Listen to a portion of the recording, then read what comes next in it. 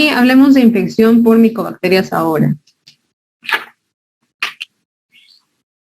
En cuanto a las micobacterias, hablemos de tuberculosis cutánea y hablemos de lepra. El escrofuloderma es el subtipo más frecuente de tuberculosis cutánea.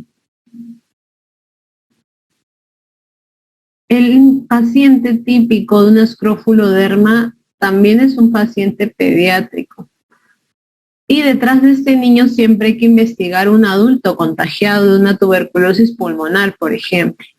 Pero acuérdense que el paciente aquí contagiado es el niño, el que hace esta tuberculosis cutánea es el niño. La clínica pasa por unas fases que empiezan desde un absceso, pasan por una induración, posterior ulceración y por último una cicatrización del tipo queloide, que clásicamente esta lesión va a atacar al cuello. Como en la foto, ven un niño que tiene una cicatrización queloide aparatosa debido a este escrofuloderma. Y el mecanismo se dice que el contagio es por contigüidad, lo cual ha sido preguntado, desde un ganglio o un hueso afectado. Después, hablemos de otro tipo de tuberculosis. El eritema indurado de Bacin es la forma más común de algo que denominamos tuberculitis. Y la tuberculitis es un subtipo de tuberculosis cutánea, sí, pero que no es debida directamente al Mycobacterium tuberculosis, sino que es debido a la reacción inmunológica del paciente a una infección antigua o reciente por el Mycobacterium. Entonces es más la respuesta inmunitaria del paciente lo que produce las lesiones cutáneas más que el mismo Mycobacterium como tal directamente. Y es por eso que hemos puesto esto en esta diapositiva. Entonces, el eritema indurado de Bacin es la forma más común de tuberculitis. Y utilizo esta entidad para hacer un comparativo con una entidad muy similar denominada eritema nodoso. ¿Y el eritema nodoso qué es? Es la forma más común de paniculitis. Ahora dirán, ¿qué es paniculitis? La paniculitis es una inflamación del subcutáneo, sea que está afectado el lobulillo o sea que está afectado el septo. De las paniculitis, la más frecuente es el eritema nodoso. Sin embargo, también existen otros subtipos de paniculitis menos frecuentes y uno de ellos es el eritema indurado de Bacin y es por eso que vamos a hacer el paralelo entre estas dos paniculitis. Entonces, el eritema indurado de Bacin ya les había dicho que era además la forma más común de tuberculitis y es una paniculitis que afecta el lobulillo, pero que además se acompaña de vasculitis, afectación de la microvasculatura. Por su parte, el eritema nodoso es una paniculitis que afecta al septo y no se acompaña de vasculitis. ¿Y por qué se produce el eritema indurado de Bacin? Les decía que es una respuesta inmune al Mycobacterium tuberculosis. Y el eritema nodoso es más bien una respuesta inmune a otro tipo de infecciones, por ejemplo, las producidas por el estreptococo de grupo A, por las hepatitis, por la misma gestación, etcétera. Es como que muchas cosas podrían causar esta reacción rara denominada eritema nodoso. Y la clínica.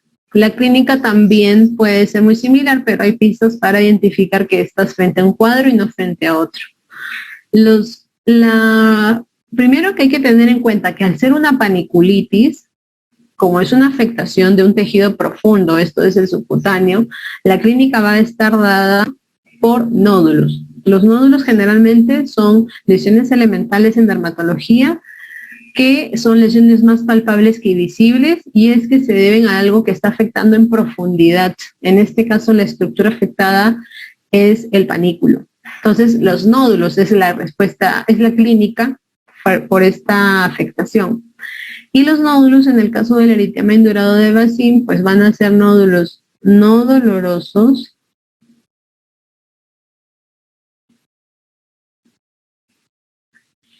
van a ser lesiones que se van a ulcerar. Y esto como que es un poco curioso porque tú dices, son lesiones ulceradas, pero sin embargo no le duelen. Pues así es.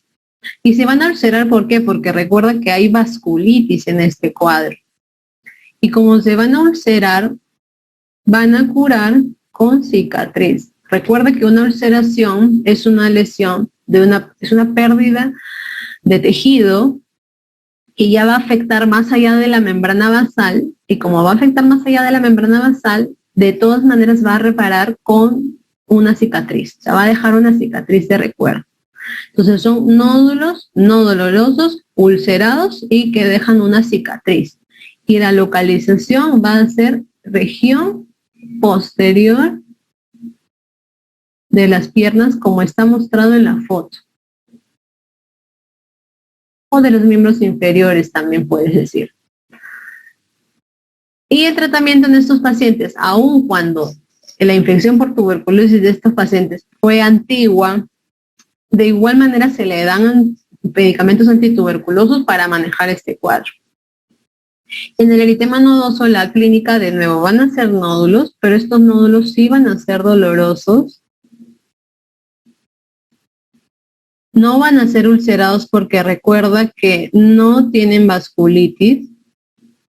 Y como no se van a ulcerar, no van a dejar cicatriz de recuerdo. ¿Y dónde están ubicados? En la región anterior de los miembros inferiores de las piernas. En este caso, el cuadro se autolimita cuando tratas la infección que puede estar ocasionándolo, o se le autolimita por el hecho del paso del tiempo simplemente, y si quieres puedes ayudarle con un AINE ya que el paciente está presentando dolor, nada más. En cuanto a la lepra, recordar que el agente es el Mycobacterium leprae o bacilo de Hansen, y la lepra es una enfermedad que va a atacar tanto piel como sistema nervioso periférico. ¿Y cómo vas a ver esto? Porque vas a ver que el paciente con lepra te describen el caso clínico de un paciente que tiene unas lesiones cutáneas muy inespecíficas, no importa cómo te las expliquen, pero que estas lesiones clásicamente se van a acompañar de una alteración de la sensibilidad en la lesión. Por ejemplo, te van a decir que el paciente tiene en esa lesión anestesia, o tiene hipoestesia, o tiene hiperestesia.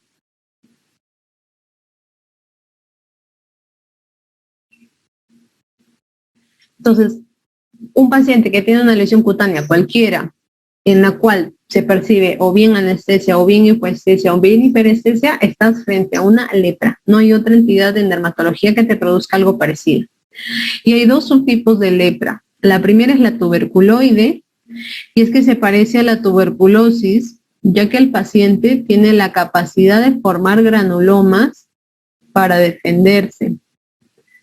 Por lo tanto, como se defiende bien porque sus defensas están bien, estos granulomas van a impedir que la infección sea aparatosa y la carga de bacilos pues es mínima porque se defiende.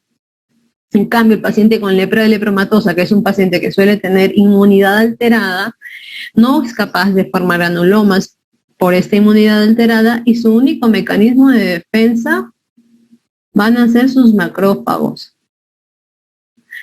Y los bacilos aquí sí están súper aumentados, porque les digo que el paciente pues no se puede defender bien. Y esos macrófagos cargados de bacilos se les denomina globis, que fue algo que se preguntó en algún examen. A esa estructura del macrófago lleno de bacilos se le denomina globis. Y el paciente además puede tener pues lo que le llaman facies leonina, que es lo que se presenta acá. Puede presentar madarosis, que es la pérdida de la porción distal de la ceja. Puede presentar los nervios palpables, así te lo pueden describir también en el caso clínico, en fin. Pero basta que te digan un paciente con una lesión cutánea con alteración de la sensibilidad alterada, ya tú estás pensando que te están hablando de lepra.